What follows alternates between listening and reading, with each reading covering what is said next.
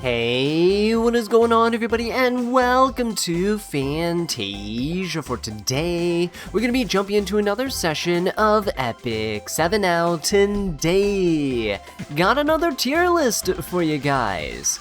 But before we begin, I just want to let you know that this tier list is going to be covering just the limited units that will be coming on the custom group summon banner because, well, for every Covenant unit, you can go ahead and summon on the Covenant banner here, technically, and register units that you would like to get, right? Over time, you'll be getting these units, imprints, and you can even select artifacts as well to choose from, which is really nice, but definitely prioritize the limited units on the custom group summon banner, so that you can get the most bang for your buck. Now, when it comes to bang for your buck, I also want to put this in the video here just in case you guys don't know. They're going to be running this event alongside of a Bookmark Payback event, right? So you can summon for these limited units, and for every 20 Covenant bookmarks that you use, you'll obtain 5 Twin Librarian bookmarks. If you're not familiar with this is essentially a limited version of the Covenant bookmarks, and they will expire if you do not use them. These bookmarks specifically will expire on March 12th if you don't use it. So you'll be able to get these bookmarks here and basically continue to summon. Every few summons you do, you get like a free summon back in return, right? Which is really, really nice. But anyway, now let's go ahead and jump into the tier list so that you guys can see what to prioritize if you're having trouble deciding. There are a few units that are going to be unavailable because the custom group summon only allows you to summon units that were released prior to June 30th of 2025, which means the new summer units, AROM and Argent Wave Hwayoung, are not available, and new RGBs such as Setsuka and Saria and Aki are also not available, and the two recent limited units, Swift Flagbearer, Sigrid, and Hekady, are also not available, right? So this tier list is going to be for the rest of the units here that are limited, and we'll cover them here. I'm breaking them down into tiers. The S tier is for staples units you kind of really want to have in your arsenal because they're so good and used pretty much everywhere. The versatile category is actually for units that can be used in like quite a few situations. It depends on how you play, but they're going to be pretty useful overall, right? Next up is going to be the Counterpicks. These are units that are kind of more geared towards countering maybe one or two specific units in the meta, and they will be used with decent amount of frequency depending on what you're fighting against. Then is going to be the Cleave and Aggro category, where if you're playing really fast and aggressive, these units can potentially help you out. And the last category is the Niche category, units that are situational, maybe not as good as everybody else up here, but they might have their uses in certain cases, right? So starting off, obviously, with Rinok being available again since her debut, yeah, she is definitely going to go into the S tier for being so strong. Rinok allows you to steal your opponent's stats, nuke your opponents, right? If you couple her with Hekady, if you manage to pull her, it's a really good out to Lady of the Scales and stuff like that in both RTA and just normal arena Guild War situations. She's a really good counterpick into Genesis Raws. She's super fast, highest base speed in the game, and will definitely help you out a lot, especially if you're struggling with speed gear, right? The base speed helps a lot. Next up, we have Afternoon Soak Flawn, also going to go into the staple category. This unit is an absolute monster, especially in RTA right now because of the 40% damage reduction to Ranger units being one of the Warfare rules, but also just because she couples so well with Harsetti. She couples really well with Zio. She's a great defensive tanky unit, but can also be a really good strong offensive unit that offers a ton of damage, right? And she can be used in both slow and fast teams. So she is definitely up here for being such a strong unit, and the fact that she guarantees crits also makes things like anti-crit quite useless against her. Alright, that's it for the staple category, actually, just those two units that I think are kind of must-haves. But the next tier here is going to be the versatile tier, and definitely contains units that are going to be very powerful in their own right. Festive Ida is going to be leading the charge here, being such a strong debuffer, and the fact that she does so much fixed damage that scales with her HP kind of makes her like a mini MLK-Ron in a sense, except that if she does miss the hit, then she won't be dealing the fixed damage. So not quite as good as MLK-Ron, but definitely up here, especially because you can ignore res, silence, and defense break your opponent. That is huge, right? Next up we have Laia. I'm actually putting her in the versatile category because she is actually quite versatile. She has the ability to nuke your opponents, right, with penetrating defense with her skill 3. She can cleanse and CR push on her S2, and she can dual attack, and her EE actually allows her to dual attack with the ally in the backline now, which is really good. So you can very consistently pour out damage with her while she supports the team, keeps debuffs off. And her Artifact Sweet Miracle is also really nice to have too, but we'll talk about artifacts at a different point. But yeah, Laia, definitely a very good pickup here, if you don't have her. Next up is gonna be Tori. Very surprising, I know. Tori here is in the versatile category just because she's actually a pretty strong damage dealer, and in the age where Empyrean Ilinov exists and defense penetration resistance is so strong, Tori doesn't care about that because she doesn't penetrate defense. She just deals a ton of damage, and she does it very, very well. The only weakness that she has right now is that she is a little bit vulnerable to all the fixed damage that's running around, especially with pursuit sets coming out, right? People starting to gear their units with all those shenanigans. But if you're just going toe-to-toe with somebody and they're defensive and tanky, they have Empyrean Ilinov, Tori is not a terrible bet to have if they lack the fixed damage to deal with her really easily, right? Next up is a surprising pick, but I'm putting Seaside Bellona in here because she actually has PvE and PvP applications. If you've been watching videos on this channel for a while, you know that I've been using Seaside Bellona. Even in the current meta right now, she's actually really good. 40% damage reduction to rangers in Warfare rules for RTA makes her quite a threat if you make her bulky.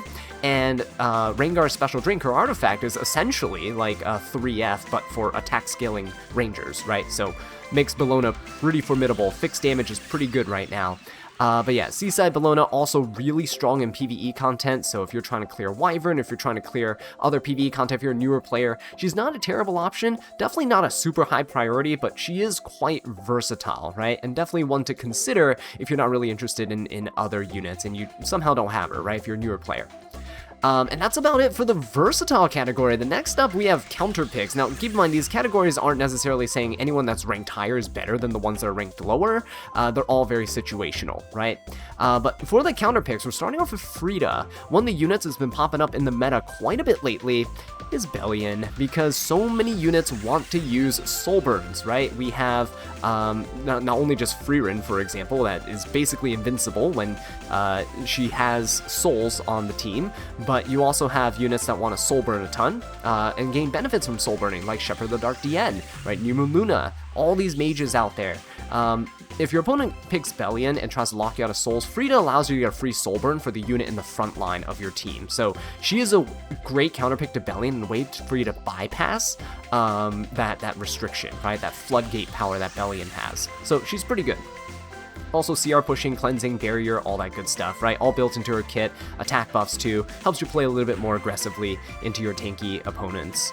Next up, we have Young Senya. I'm also going to slap her into the counterpick category, mostly because she is actually really good against Harsetti. Now, you might be thinking, isn't Aram like a better pick here? She is. Unfortunately, she's unavailable here. She's down here, right? Released after June of 2025. But Young Senya can actually be used alongside of things like maybe Zeo, for example. You can pick Young Senya, another Earth unit being like a Rinok, for example, really good unit to pair with Young Senya sometimes. People pair her with the Great Mortelix and other units of that sort. But yeah, very strong unit that you can use against Harsetti, mostly in fixed team scenarios like Arena and Guild Wars, but even in dynamic situations like RTA, where you're drafting against your opponent actively, you can potentially trap your opponent in draft with a Young Senya. And she is not terrible. She has some fixed damage, she has some dual attack, she has cleansing, she has healing. Yeah, definitely an okay unit to have, especially her artifact. It's pretty good. Next up we have DN. Not someone you think of as a counterpick unit, but she's really good against Genesis Raz.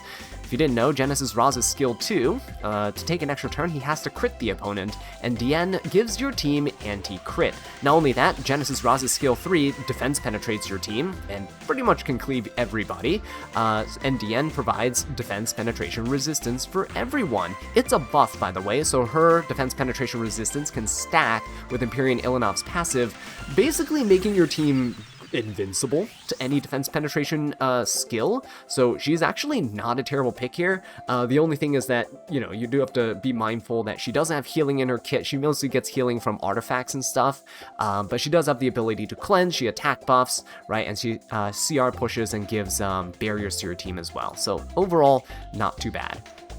Next up, we have Landy. I'm putting her in the counterpick category. She did recently get buffed, which is pretty cool. But Landy is also not a terrible counterpick, especially against opponents that are very tanky and have a lot of buffs that are stacking up on their team. Typically, teams with a bunch of buffs are really hard to deal with, especially if they're preventing you from soul burning and they have a ton of resistance and you can't like ignore res, strip everything with like a New Moon Luna or something like that. Landy comes in handy and just starts nuking your opponent instead, right? The more buffs they have, the more fighting spirit you gain, and the more you can loop and push up your team with combat readiness, giving speed buffs, and she deals quite a bit of damage. So a bit of a more niche counterpick, but definitely a counterpick nonetheless against tanky teams. Alright, and last but not least, we have Holiday Euphine. Now, she's a unit that kind of fallen off from the meta. She was kind of meta last year where you would use her as a counterpick against Fire Litica. Any teams that have an opener that attacks with an AoE attack onto your team that would hit Holiday Euphine, she would very likely be able to dodge that, jump up in combat readiness with certain artifacts, and then with that you would be able to cleanse the team, push everybody up with your combat readiness, right, and then take the turn after your opponent goes. So she's actually a pretty decent unit here, just kind of, again, fallen off from the meta where Fire Litica was very dominant, but she still belongs in the counterpick category, just not a very hot unit to be picking up right now. Next up, we have the Cleave and Aggro category. So we have Ahmed starting off, one of the best Cleave aggro enablers in the entire game. Skill null for the entire team, greater attack buff if you have her EE, crit damage buff if you have her artifact too for your DPS. My god, guys, Ahmed is here and ready to just destroy everything. If you're playing any form of Cleave or aggro, you need a copy of Ahmed because she enables a ton, especially because her EE gives speed and it allows her to contest speed. You can even race people with Ahmed. It used to be before Zeo got his buff that Ahmed would outspeed Zeos. That's how fast she was. And yeah, incredible support unit, definitely needed if you're trying to output a bunch of damage against your opponent. Next up is Midnight Gala Lilius. She belongs in this category even though she's not really used right now. It's because Empyrean Ilanov exists and it's super hard to deal damage with Gala because she penetrates defense, right? So if Empyrean Ilanov is gone and not available, then Midnight Gala Lilius becomes infinitely better and you can basically one-shot tanks like that your opponent is running, so definitely a decent option. She also attack buffs the team, pushes everyone's combat readiness up and all that good stuff, has some self-healing, has a damage limit buff so it's hard to kill her, but again, fixed damage running around rampantly, kind of suffers from Tori syndrome, right, where you die to all the fixed damage, but in the cases where you don't have fixed damage or defense penetration resistance, she does okay. Next up is Sunbreak Charlotte. She's actually getting an EE with this upcoming update, so yeah, not terrible, but again, she's kind of underwhelming compared to other Cleave units that you have out there. ML Teiyu is pretty much the Cleave unit of choice. ML Ludwig if you want to be able to soul burn and all that good stuff. Sunbreak Charlotte still has some uses. You compare her with things like Harsetti, for example, and she can do an AoE defense break against your opponent with like dual attacks. That's her whole gimmick, is doing dual attacks and stuff with the rest of your team. But yeah, not a terrible unit to have if you're like out of choices and stuff and you want her. She's not bad. Mature Sunglasses is a decent artifact too, but yeah, Summer Break Charlotte as a unit for damage, kind of subpar. Alright, next up we have Summertime Assyria. If you have Pirate Captain Flan, she basically functions the same way. You can run her with in RTA as like a bridge unit, right? You can push up your team's combat readiness and all that good stuff. You can also inflict bombs on your opponent, which allows you to stun them, so it's a great way to apply control to your team, especially if you can't finish them off with like a Cleave. If you or if you're playing just super aggro and aggressively, maybe you finish off one or two units and you control the other two. Summertime Assyria is really good for that. Last but not least, in the Cleave and Aggro category, we have the Blooming Litica.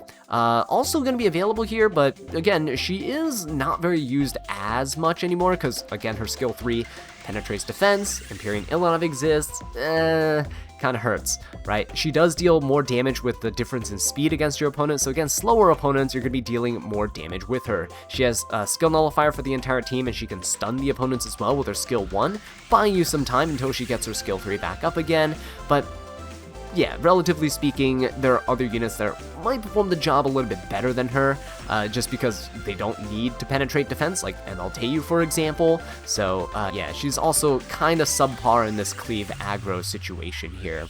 Last but not least, we have the niche category, where we're starting off with Ocean Breeze Luluka. As a unit, she is not as great as other units out there, right? But she does provide some cleansing, defense buff. She has some healing on the team with her ice cream buff, which is a unique buff, which is kind of cool. She is actually a decent anti-cleave unit. I guess you can kind of put her in the Counterpick here, but there are kind of better options out there right now. Yeah, so against things like Ahmed or maybe some other units, you might be able to cut with her, but you gotta build her really squishy, and usually the people who are playing aggressively can cut you faster than you can cut them to stop them. It's kind of why Sage Ball and other units that are kind of anti-cleave have fallen off, and people have just resorted to tanking down. So yeah, a bit more niche, but still okay. Cerise is also a unit that's a bit niche. Pretty much her only application at this moment is PvE content with like expeditions, for example, in the Light Expo. She's actually really good and probably best in slot there for a support unit, but other than that, she's not really used in PvP because of her low base speed. Same thing with Fairy Tail Tenebria, low base speed. Although she does have a pretty good effect, I do see people pick her from time to time as a 4th or 5th pick slot, but you can kind of get the same effect by running Hellion Lua, who's an ML5, but yeah, she's also just really slow and doesn't really quite get the job done as well as ML Lua. Next up is Lethe. Lethe actually has Frostbite, which is a really good debuff. Unfortunately, she just doesn't have the kit to really take advantage of it. Ron also got buffed to have Frostbite, so that's a way to kind of play around Lady of the Scales. People have tried fast Lethes and stuff, but as of right now, she doesn't really do her job great as a debuffer, and if you're trying to run her as a damage dealer, keep in mind she also penetrates defense, which means that Empyrean Ilanov pretty much renders her useless in most cases. Next up, we have Bibulus. Bibulus is a unit that punishes your opponent for counterattacking into you. Maybe she's going to see a bit more play, right? Once Monarch of the Sword of Syria comes out and Monarch of the Sword of Syria is really good, then Bibulus might start to shine a little bit. The only reason she's not used is because after the Great Mortelix got buffed, Mort prevents all units from counterattacking except himself. So why bother getting counter-attacked and then try to debuff your opponent afterwards when you can just prevent them from doing that in the first place, right? So that's the unfortunate part with Bibulus here, is that she is a bit niche there, but maybe when Assyria comes out, she'll have a spot in the spotlight. Last but not least, we have Ice Luna. I know she's a fan favorite unit, but Ice Luna here, just not quite the best unit in terms of her kit. She's very selfish, doesn't have any debuffs or buffs to support the team. She pretty much is a beat stick that you use to slap down anything that's in your way. Mostly used in PvE content, if even that. There are a lot of units like Terraner Guard and Commander Lorena that kind of get the job done, but a little bit better, right? So she's definitely here in the niche category, but if you like her, get her, right? Anyway, that's going to be it for my custom group summon tier list, guys. I'm going to make another video on the artifacts that you can pull, so if you're not interested in any of these units here, and you're like, kind of want to see what I can get in terms of dupes and artifacts, then stay tuned for that one. Anyway, thank you guys so much for watching, and I'll catch you in the next one. Take care.